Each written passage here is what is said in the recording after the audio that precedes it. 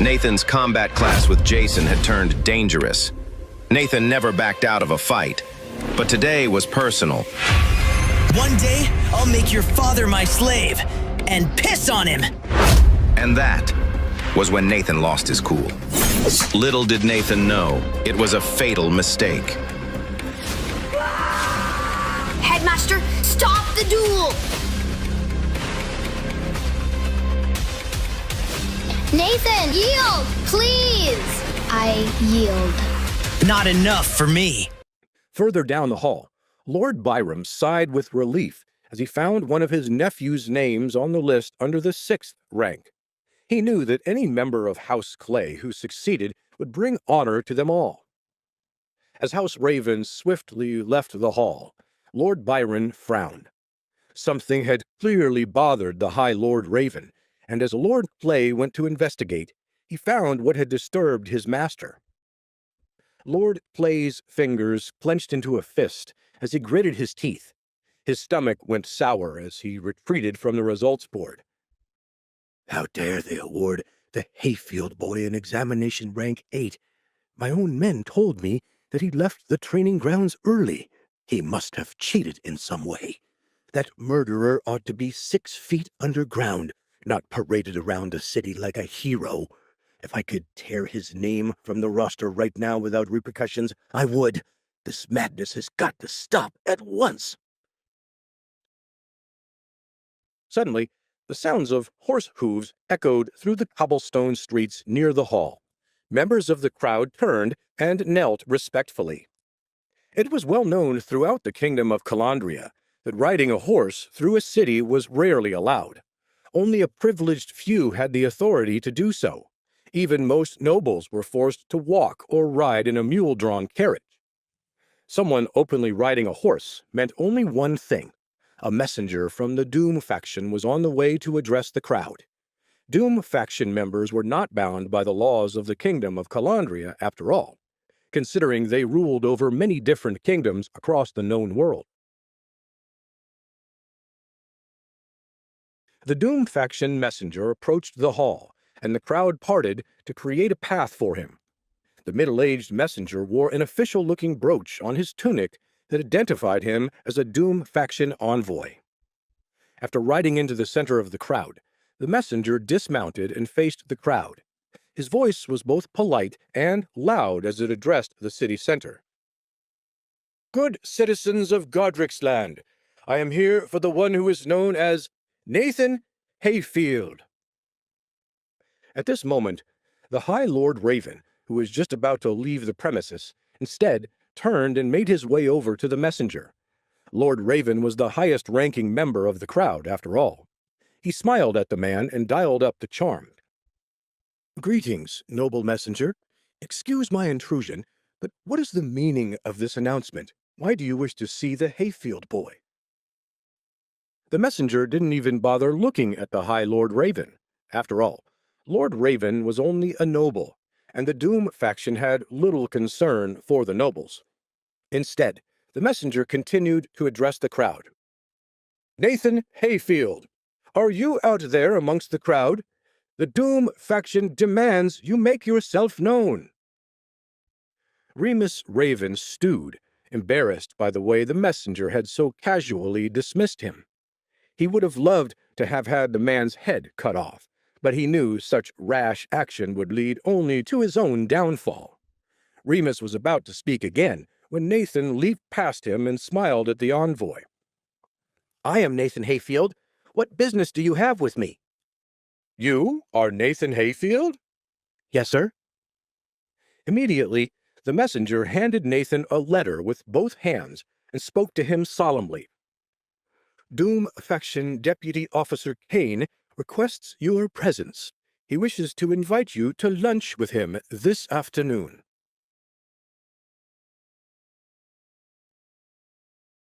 Nathan smiled at the Doom Faction messenger as Ulrich and Amelia approached the scene. Nathan motioned toward them. My father and sister, may they come as well? The messenger nodded. Of course, sir. As you please. Nathan quickly raced over to his family in the crowd. Father, sister, someone important wants to treat us to lunch. Shall we go? Ulrich's eyes grew wide. As soon as the messenger had arrived and called out his son's name, he was starstruck.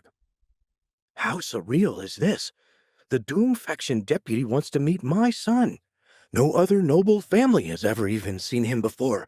Why, even Duke Godricson himself has to request an audience with Officer Kane just to be able to speak with him. This is crazy. Ulrich beamed at his son. Nathan quirked an eyebrow. Okay, is that a yes? Finally, Ulrich snapped out of it. Yes, of course. We must go at once. Nathan raced back to the waiting envoy. Apologies for the delay. Thank Deputy Officer Kane for his kind invitation, and tell him we will meet him at the Dark Tower shortly. Very well, then. I shall take my leave. With that, the messenger mounted his horse, turned around, and galloped off without another glance at the crowd or the High Lord Raven. The horse's hooves on the cobblestones echoed, growing fainter over time until they disappeared entirely.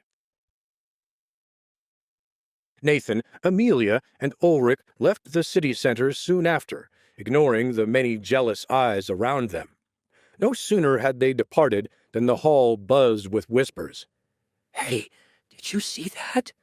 What did he say to them? The deputy officer of the Doom faction just invited the Hayfield family to lunch with him. No way! If only that were me instead. Imagine how grand that must be. House Hayfield must really be on the rise now. An 8th rank result will do it. Still, it's incredible how quickly they were summoned to him. Nathan Hayfield must be really special indeed. I don't buy it. Something fishy must be going on. Oh, please. You're just jealous like the rest of us. Can't you see that Nathan Hayfield must be brimming with talent? Why else would a deputy officer invite him over? That Hayfield boy sure has brought a lot of honor to us warriors from Dunshire. Despite all of the speculations tossed around, it was clear that everyone knew that Nathan was to credit for his family's rise in status. The gossips knew that when it came to House Hayfield, it was Nathan, not his father, who shined brightest. Many others wondered aloud why Nathan had been chosen to dine with the Doom faction and not Stuart Lightstone, who had placed first among all the students. This fact further inflamed the debate, and many wild theories were floated and discussed. Meanwhile, Cedric and the High Lord Raven's faces reflected utter disgust. Remus spit as if the Hayfield's very name had brought bile to his mouth. His hatred for House Hayfield grew only stronger. He stroked his beard as he coldly pondered this turn of events. How could the Doom faction invite that family of all noble houses? What could they possibly wish to discuss with that Hayfield brat? I must do everything I can to learn what's behind all this. There's no way Nathan could have performed so well without cheating. Suddenly, Lord Byram Clay appeared beside his patron and broke the High Lord Raven's concentration. High Lord Raven, can it truly be that the messenger just now was from the Doom faction? Did I hear all that correctly? There must be some mistake, right, my lord? I mean, that boy's a murderer, for crying out loud. Remus turned to Lord Byram. He put a comforting hand on his distraught vassal's shoulder. Lord Clay, I think it's time for you and me to discuss the end of House Hayfield once and for all. Come to my family's compound with haste. Lord Byram smiled sinisterly and nodded his head. At once, my lord. I'll gather the men of my house and meet you there shortly. Finally, we shall see justice done. Lord Byram cackled as he swiftly left the crowd. Lord Crow turned to his son Cedric. Cedric, my boy, make sure your swords are sharpened. In the coming days, you shall need them. Yes, father, with pleasure. Ah, Lord Hayfield, finally, you've all made it. Thank you, sire. It's a great honor to meet you. Thank you for inviting my son to lunch. Deputy Officer Kane stood and shook Ulrich's hand as the Hayfields entered the Dark Tower's private dining suite. Even though Ulrich was many years older, he knelt before Officer Kane until he was encouraged to stand up and take a seat. They all sat on a terrace overlooking the city, and the view itself was something to behold. Kane smiled at Nathan as the boy saluted him. Deputy Officer Kane, sir, I thank you for your hospitality. Amelia also nodded her head. Yes, thank you very much. Don't bother kneeling, you two. The polite formalities are nice and all, but that's not why you're here. Please, just sit and drink with me as my men prepare the meal. Ulrich laughed sheepishly. Despite Kane's casual nature, he knew the man in front of them had the skill necessary to wipe them out at a moment's notice if he wanted to. Relax. Seriously, I promise I won't bite. Have some of this ale. Nathan, meanwhile, sat calmly across from the powerful officer. So, why am I here exactly, sir? Kane motioned toward the mugs of ale, and after Nathan took a sip, Kane smiled. I think you know, but first, cheers to an exciting future for a powerful young man. Ulrich gripped his mug and held it high. Soon after, his children copied him. Hear, hear. They clinked their mugs together and drank. Time passed as they enjoyed an elaborate meal. The Hayfields feasted on the finest cuts of venison, duck, and mutton chops, all drizzled in a fancy sauce, topped with precisely cut root garnishes and fried potatoes. As the meal neared its end, Officer Kane finally spoke. Lord Ulrich, you have raised a remarkable son, and now, with the results of the examination up for all to see, the realm knows it as well as I do. Ulrich nervously gulped down the food in his mouth before answering. I swear to you, my lord, I had nothing to do with it. Nathan trains largely on his own, without any supervision. The strength he's built up is his own. Yes, we know your son's training habits well. We also know how basic his routine was until after the dueling incident. After that, well, his training has improved at an accelerated rate, almost as if he received some sort of divine inspiration. Nathan scratched his head nervously. Officer Kane, I had no idea you kept such a close track of me. I promise you, I've just tried harder since that first fight with Jason. Splitting one's head open has a way of motivating you. Officer Kane chuckled. I bet it does. And don't be so unsettled. My Doom faction spies are everywhere, and they know about everything of significance that happens in this fiefdom. It was not difficult for them to learn of your activities once we became aware of you. Nathan nodded his head as he let Kane's words sink in. I guess that makes a lot of sense. How else could the Doom faction rule over so many greedy lords and power-hungry kingdoms otherwise? It isn't just their raw strength. It's their ability to know everything about everybody.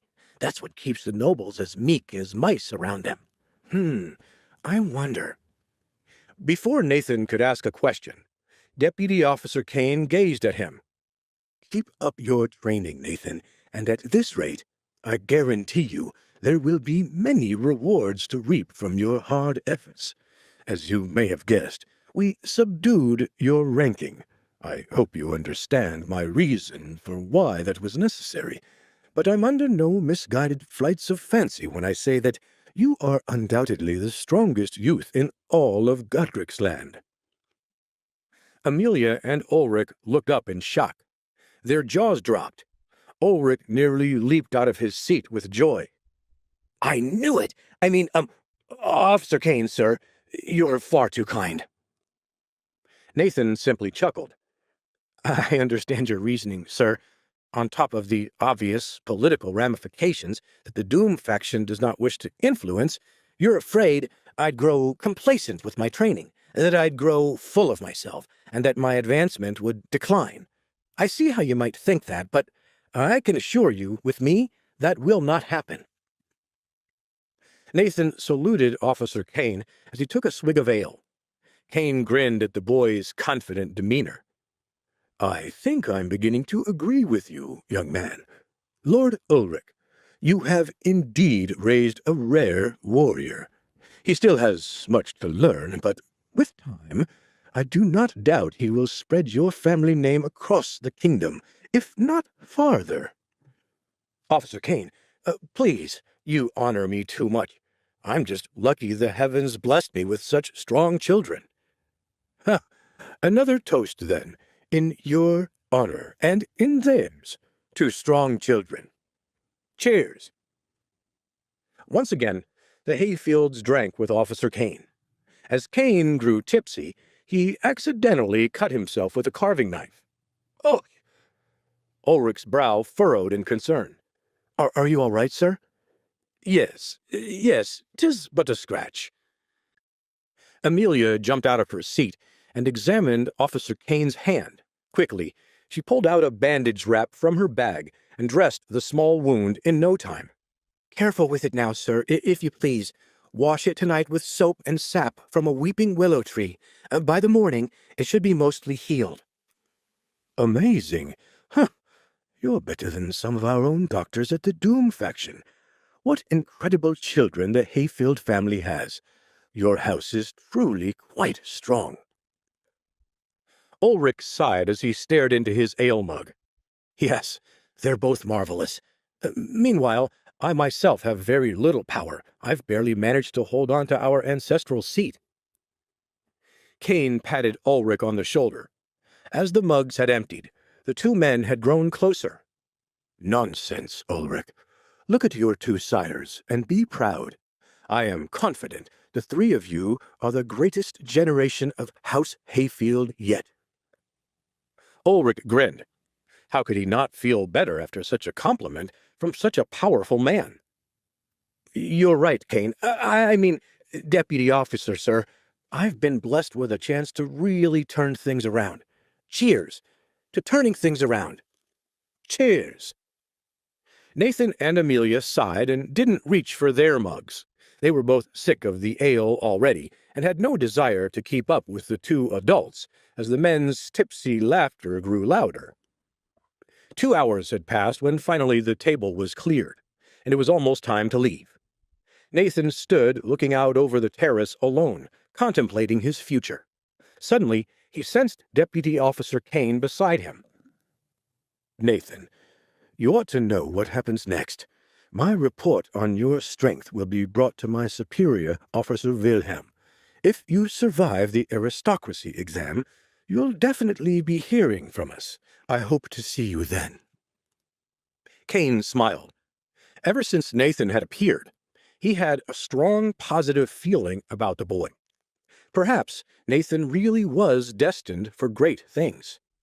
Nathan himself grew somber as he recalled something he wished to ask Kane earlier. Officer Kane, may I ask you something? Of course. You said you had spies everywhere, and that they told you of all things significant?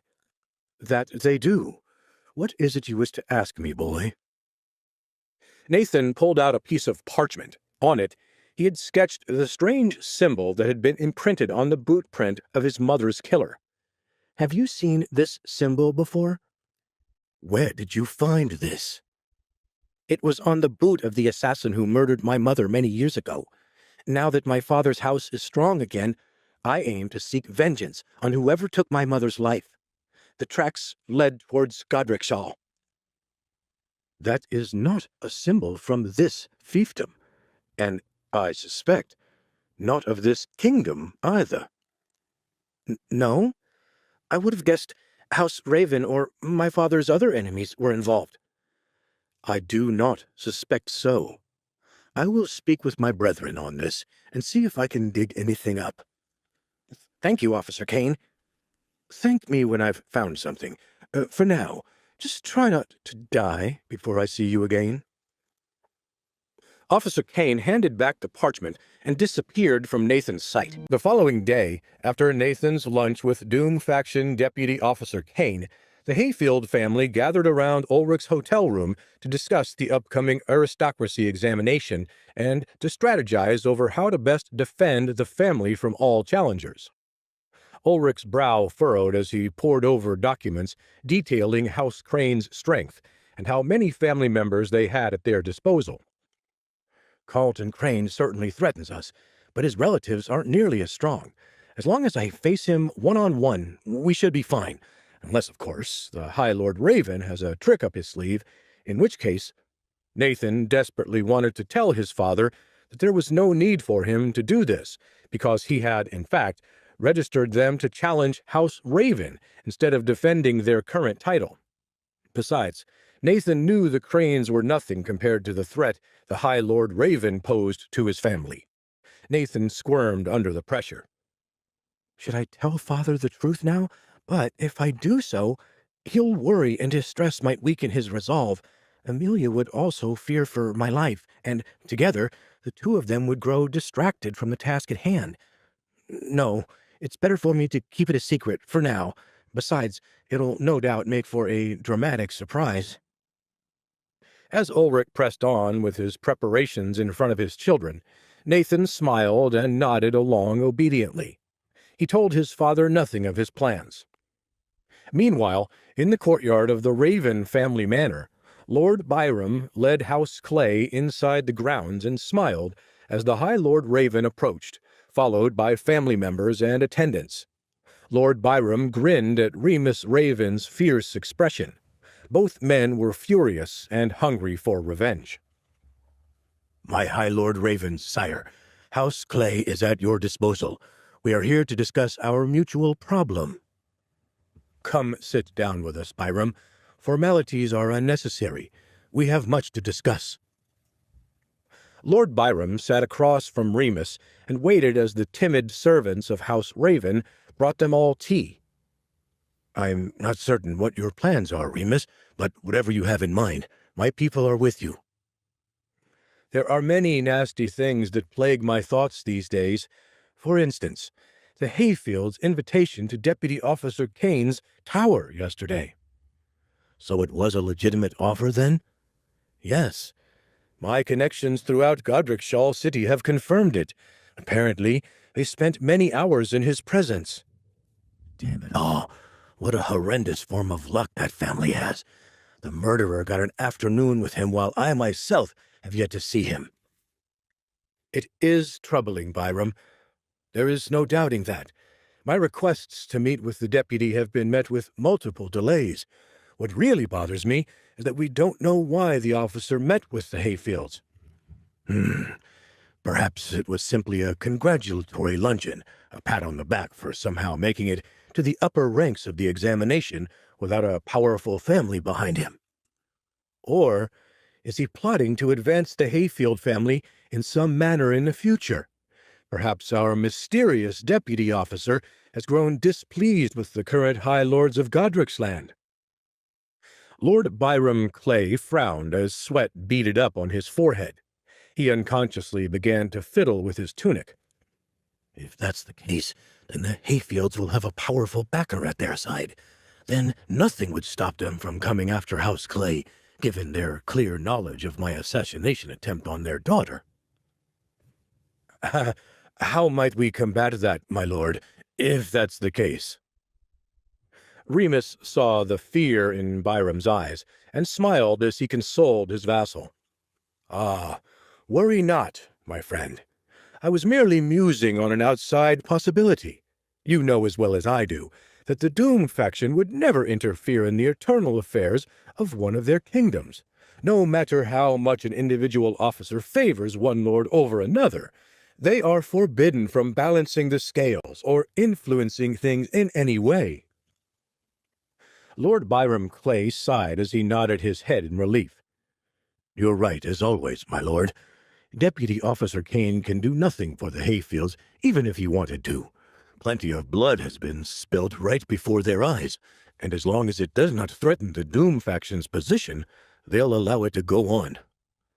However, The fact that Cain met with them at all worries me. Supposedly he praised Nathan's strength and performance, which is quite troubling. Who could have imagined that the hayfield runt would have come so far in such a short amount of time? I never believed he actually had the strength to cut my son Jason down, but perhaps this changes things. Tell me truly now, Byram. I know you wish for vengeance against him yourself, but I also know you covet the hayfield lands of Dunshire, just as I do. Given the circumstances, will you do as I say and accept a compromise? Given these circumstances, Remus, I know I need your help to prevail, so I will hear what you have to say regarding the spoils of our conquest. As both you and I know, the hamlet of Dunshire is rich in medicinal herbs from their gardens, herbs that are quite rare compared to the simple ones found throughout the rest of Godric's land. If you join your forces with mine, I will grant you the surrounding lands outside the hamlet, as well as 1/10 of the profits from the medicinal store itself. Is that favorable? Byram chuckled in his head. To even ask him was merely for appearances. The High Lord was so powerful that there was no way he could say no. Byram merely nodded his head. Good. Now, as for the upcoming aristocracy examination, I know I told you to hold off your attack on him until then, but as things stand, I believe we must act now, before it begins. What do you have in mind? It's simple, really. To hold on to a title, a lord must have an heir.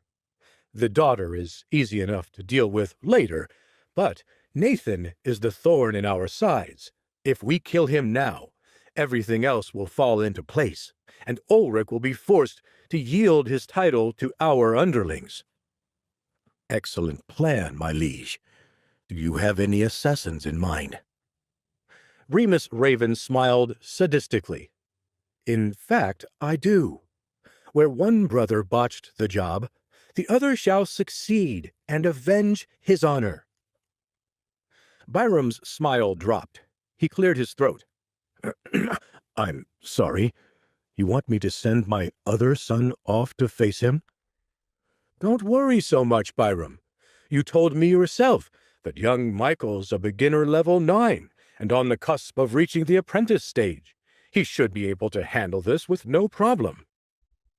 I don't know about this. I see your concern. To ease your worries, I'll send Niles, my eldest son, along as well, to supervise his victory. Niles is an apprentice level 3 warrior and is 18 years old. I promise you, you've got nothing to worry about here.